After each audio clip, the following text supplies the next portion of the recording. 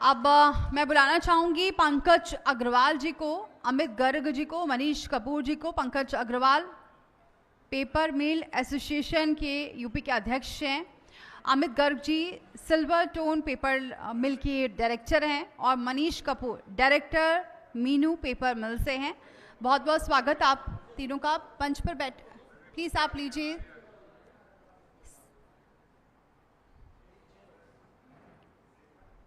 बैठिए, आप बैठिए प्लीज, सीट पर बैठिए। और अब मिल के बारे में बात करेंगे, पेपर मिल एसोसिएशन के बारे में बात करेंगे और किस तरह से पेपर मिल यहाँ काम कर रही है मुजफ्फरनगर की, क्योंकि हम लगातार बात कर रहे हैं। जेपी जी को बुलाना चाहूंगी, प्लीज आए।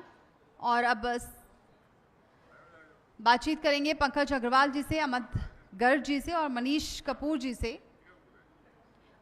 जेपी जी प्लीज आए। और क्योंकि तीनों ही एक पेपर मिल एसोसिएशन के यूपी अध्यक्ष हैं, एक सिल्वर टोन पेपर मिल से हैं डायरेक्टर और डायरेक्टर मीनू पेपर मिल से हैं।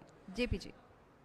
तो उत्तर प्रदेश की बात मुजफ्फरनगर से लगातार हो रही है और आपके साथ मैं जुड़ा हुआ हूं जयप्रकाश शर्मा, और हम बात कर रहे हैं कि उत्तर प्रदेश के मुजफ्फरनगर में कितना विकास हुआ, क्या बदला, उद्योगपतियों के मुद्दे क्या हैं, व्यापारियों के मुद्दे क्या हैं, हेल्थ के सेक्टर में कितना काम हुआ, शिक्षा के क्षेत्र में कितना काम हो रहा है, तमाम बिंदुओं पर बात हो रही है। हमारे साथ तीन खास मेहमान जुड़ गए। पंकज जी हैं, पंकज अग्रवाल जी, आपका बहुत बहुत स्वागत है क्योंकि आप यूपी एसोसिएशन पेपर मिल के अध्यक्ष भी हैं, और साथ ही साथ अमित गर्ग साहब हैं, सिल्वर टाउन पेपर मिल के। अमित साहब आपका बहुत बहुत स्वागत है। मनीष कपूर हैं, डायरेक्टर हैं मीनू पेपर्स के, आपका भी बहुत बहुत स्वागत है। तीनों व्यापारी। सर पहले आपसे जानना चाहता हूं, व्यापारी इस सरकार में खुश है या आपको लगता है कि नहीं सरकार के जीएसटी के जाल में फंसा हुआ है? नहीं, प्रॉब्लम तो कुछ नहीं है, लॉ एंड ऑर्डर भी अच्छा हुआ है। थोड़ा अभी 3-1 साल से कागज़ उद्योग में और लोहा उद्योग में मंदा बहुत है। उस मंदे का कारण क्या है ये भी हमें समझ नहीं आ रहा। एक कारण तो है जो सरकार को जिसे सुनना चाहिए, बहुत चीप रेट्स पर बाहर से माल डंप किया जा रहा है। जैसे पेपर है तो पेपर 30 लाख टन पेपर बिना ड्यूटी के, बिना किसी कस्टम ड्यूटी के इंडिया में इंपोर्ट हो रहा है। उसकी वजह से हमें पेपर में काफ़ी दिक्कत हो रही है। बाकी लॉ एंड ऑर्डर अच्छा है, जीएसटी भी अभी 12% है, अभी उम्मीद करते हैं कि शायद 5 रह जाएगा, जो अभी प्रधानमंत्री जी ने घोषणा की है कि जीएसटी कम करेंगे। तो वैसे ऐसी कोई दिक्कत नहीं है। लेकिन जो चीपर इम्पोर्ट्स है, जो एफटीए साइन किए हैं गवर्नमेंट ने नियर बाई जो एशियान कंट्रीज़ हैं, वहाँ से बहुत चीप रेट्स में जो इंपोर्ट हो रहा है उसकी वजह से हमें प्रॉब्लम आ रही, पड़ता नहीं आ रहा, मिले नुकसान में है। अमित गर्ग जी, अभी क्या हालत है? अभी पेपर मिल की अगर बात करें, स्थिति कैसी है? पेपर इंडस्ट्री की हालत ठीक ठीक है, ज़्यादा बेहतर नहीं बताऊंगा मैं आपको, क्योंकि 3 साल से पेपर इंडस्ट्री बड़ी टफ टाइम से चल रही है। रॉ मटेरियल के प्राइस बहुत शूट अप हो रहे हैं और फिनिश मटेरियल जो हमारा को सेल होता है वो बहुत डाउन होता जा रहा है। इकोनॉमिक्स ओवरऑल डाउन हो रही है, लेकिन सरकार बता रही है कि इकोनॉमिक्स बेटर हो रही है, लेकिन पेपर इंडस्ट्री बहुत टफ टाइम में चल रही है। लेकिन किस तरह का उत्पादन होता है पेपर का आपका, और किस इस्तेमाल में होता है? और आपको लगता है कि पेपर मिल, जो बहुत सारे नए युवा हैं वो सोच रहे हो पेपर मिल लगाने के लिए, कि ये फायदे का सौदा है या इसमें एक संघर्ष है, तब जाकर आपको मुनाफा मिले आएगा? पेपर इंडस्ट्री की बात करें तो पेपर का कोई से भी इंडस्ट्री हो, संघर्ष हर इंडस्ट्री में है, और हर इंडस्ट्री वायबल भी है और अनवायबल भी है। डिपेंड करता है किस तरह से आप लोग चला रहे हो। लेकिन इन ऑल जो गवर्नमेंट की पॉलिसी है, पॉलिसी की वजह से कई बार इंडस्ट्री टफ टाइम में आ जाती है। जैसे अभी भी जीएसटी की बात कर रहे हैं, जीएसटी 12% हमारी पेपर इंडस्ट्री में है, और 12 से फिलर इस तरह से कि 18% पर हो जाएगा, तो उससे भी हम लोग को टफ रहेगा, क्योंकि 12% से एसेंशियल तो जो प्रोडक्ट हमारा पेपर, उसको 5% में आना चाहिए। अगर 5% में आता है तो हमारी पेपर इंडस्ट्री और कंफर्ट जोन में रहेगी। तो उम्मीद कर रहा अभी सरकार जी, हम सरकार से चाहेंगे कि पेपर इंडस्ट्री को, क्योंकि पेपर एसेंशियल चीज़ में आता है, तो उसको 5% में किया जाए। बिल्कुल। मनीष जी, क्या परेशानियों से जूझ रहे हैं? क्योंकि जिस तरीके से अमित जी भी बता रहे हैं, लेकिन सरकार जब बजट की बात आती है तो बहुत सारे वादे भी करती हैं। क्या लगता है जो वादे सरकार कर रही है वो पूरे हो पा रहे हैं, उससे आप लोगों को फ़ायदा मिल रहा है या फिर अभी कमी रह गई है?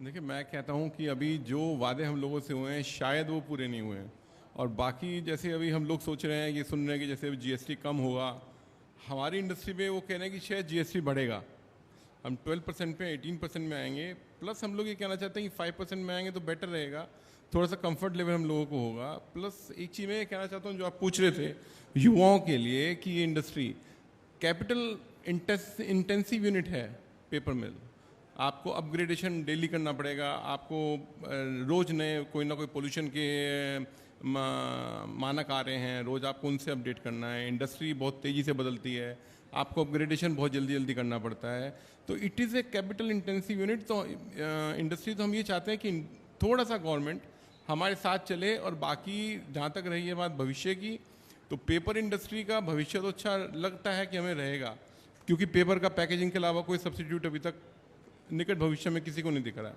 तो भविष्य अच्छा है, we are struggling, keep on struggling, थोड़ा सा गवर्नमेंट से सपोर्ट चाहते हैं, बस दैट्स ऑल। नहीं तो किस तरह का सपोर्ट, क्योंकि देखिए इस मंच से सरकार तक भी आपकी बात पहुंचे हम चाहते हैं, तो किस तरह का जीएसटी का, जैसे सरकार ने, मैं आऊंगा आपके पास भी सर, तो सरकार ने तो जिक्र किया कि देखिए हम व्यापारियों को लिए बहुत एक सिस्टम को कर रहे हैं जीएसटी वाला, कह रहे हैं कि दिवाली तक सौगात दे भी सकती है सरकार, एक चीज।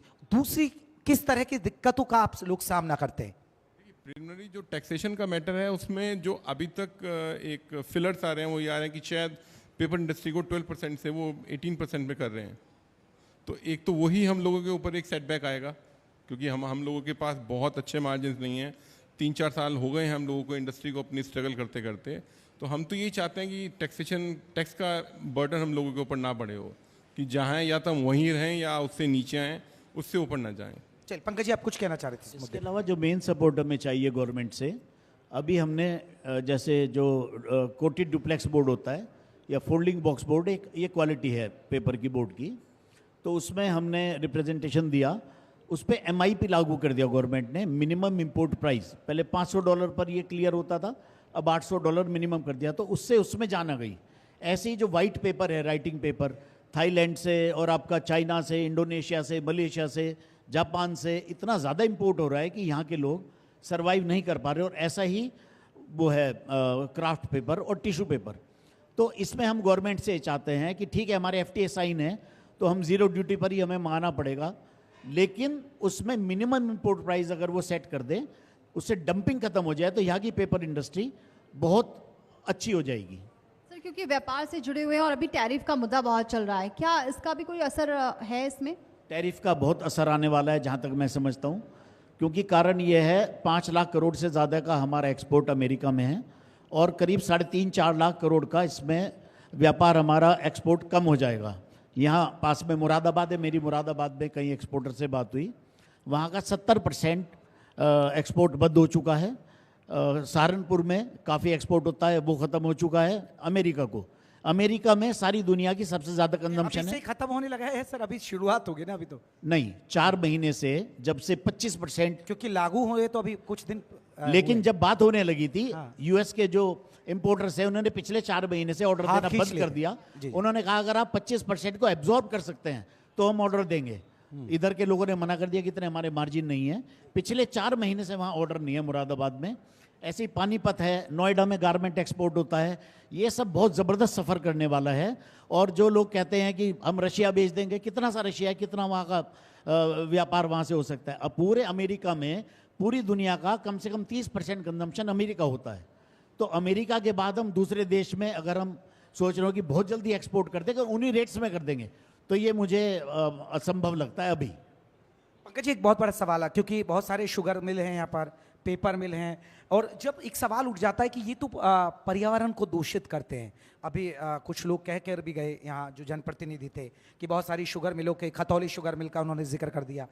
तो पेपर मिल से भी पर्यावरण को नुकसान होता है, और आप पर्यावरण को बचाने के लिए क्या कोई ऐसी मुहिम भी चलाते हैं कि नहीं भाई, अगर थोड़ा बहुत दूषित हो भी रहा है तो हम पर्यावरण को बचाने में मुहिम ये चला रहे हैं हम? जी, आपने बड़ा अच्छा सवाल पूछा, और काफ़ी लोग ऐसे बैठे हैं यहाँ जो कि इस चीज़ को समझेंगे भी, क्योंकि कई बार लोगों को बिना बात के डाउट्स रहते हैं। पेपर इंडस्ट्री पूरे हिंदुस्तान में 18% एग्रो से और वुड से बनता है पेपर। 82% पेपर हमारा वेस्ट पेपर से बनता है। टोटल रिसाइकलिंग वेस्ट पेपर की होती है, और जो एग्रो भी है वो भी किसानों का वेस्ट है। मुजफ्फरनगर में ज़्यादातर पेपर हमारा रिसाइकिल वेस्ट पेपर से बनता है। उसमें प्रदूषण बहुत ही ना के बराबर होता है। अगर उस पेपर को यूज़ ना करा जाए तो प्रदूषण ज़्यादा होगा, उससे जलाया जाएगा जैसे पहले होता था।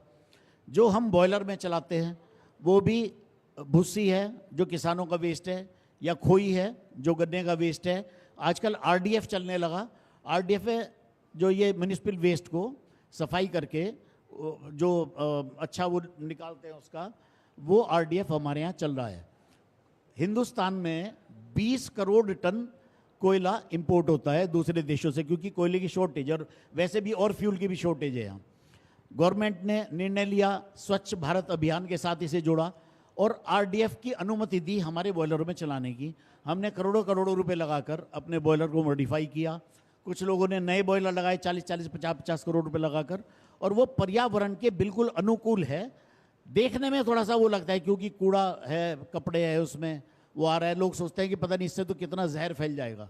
मैं आपको बता दूं, कोयले से आधे से भी कम उसमें SOx, NOx होता है और पर्यावरण के बहुत अनुकूल है।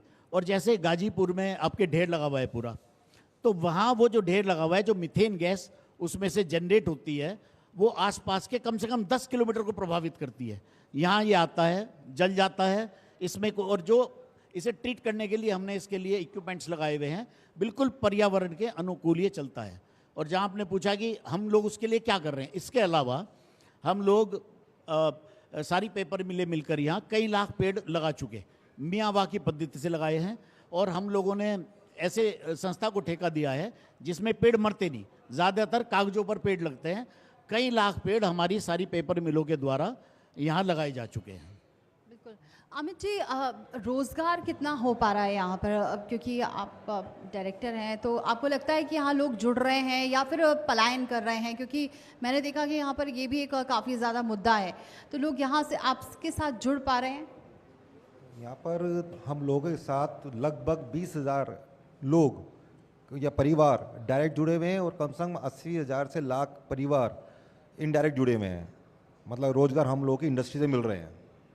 देखिए, पेपर उत्पादन की बात करें, क्योंकि अगर आप एसोसिएशन के लोग हैं, आपको तो सारा डाटा पता होगा, कितना पेपर उत्पादन हो जाता है और कितना बाहर भेजा जाता है और कितना अपने देश में होता है उसका?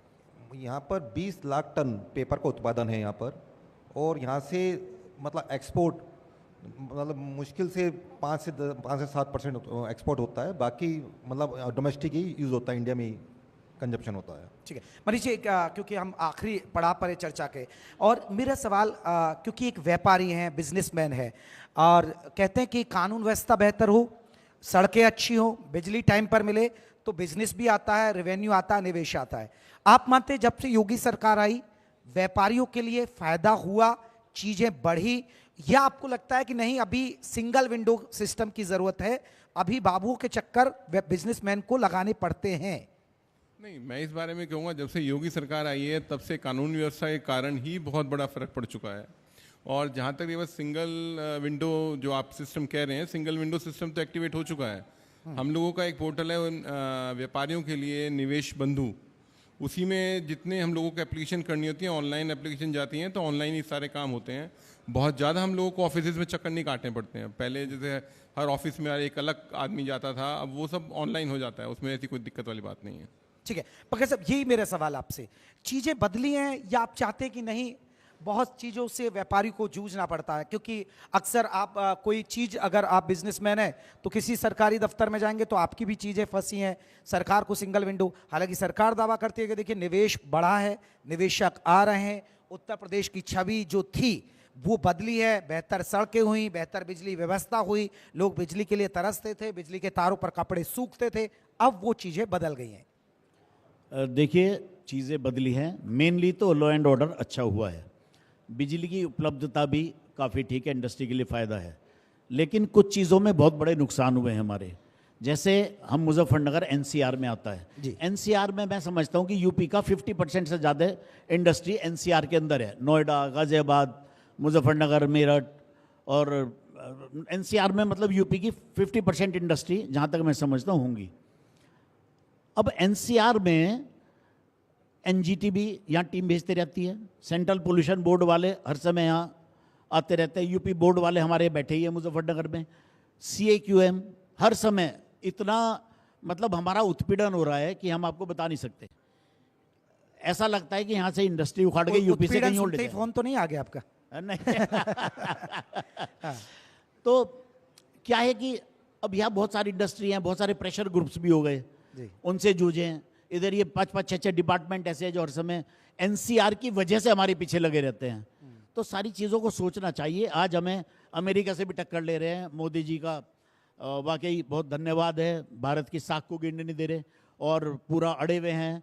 लेकिन हम सब मिलेंगे, किसान, व्यापारी, सरकार, सरकारी ऑफिसर, पॉलिटिशियन, तो ही हम चीज़ों को आगे ले जा पाएंगे। अदरवाइज बहुत टफ टाइम आने वाला है। केवल लंबी लंबी छोड़ के कुछ नहीं होगा, हमें एक्चुअल में करना पड़ेगा। बिल्कुल, विकसित भारत की अगर आप कल्पना करते हैं, 2047 का आप सपना देख रहे हैं, तो मिलकर ही चलना पड़ेगा। बहुत बहुत शुक्रिया सर, आप ऐसे ही करते रहिए और लोगों को रोजगार देते रहिए तो लोग खुश होंगे। बहुत बहुत शुक्रिया सर, थैंक यू। बहुत बहुत शुक्रिया। आप तीनों प्लीज मंच पर रहे। मैं एडिटर रमेश चंद्रा जी को बुलाना चाहूंगी और सम्मानित करें, क्योंकि सबसे बड़ी बात यह है कि कैसे पेपर मिल आगे बढ़ रही है। यहाँ रोजगार तो मिल रहा है, लेकिन चुनौतियां बहुत हैं। एक्सपोर्ट को लेकर, अभी टैरिफ को लेकर बहुत सारी चुनौतियां हैं और व्यापारियों को किस तरह से चुनौतियों का सामना करना है उसका भी उन्होंने जिक्र किया। लेकिन कैसे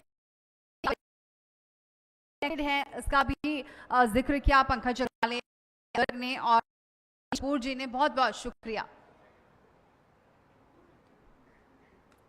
तो बहुत बहुत शुक्रिया आप तीनों का, क्योंकि इसलिए भी बहुत शुक्रिया क्योंकि आज जो हम मुजफ्फरनगर की बात कर रहे हैं वो इनके सहयोग से कर रहे हैं। आज हर सेक्टर की बात हो रही है,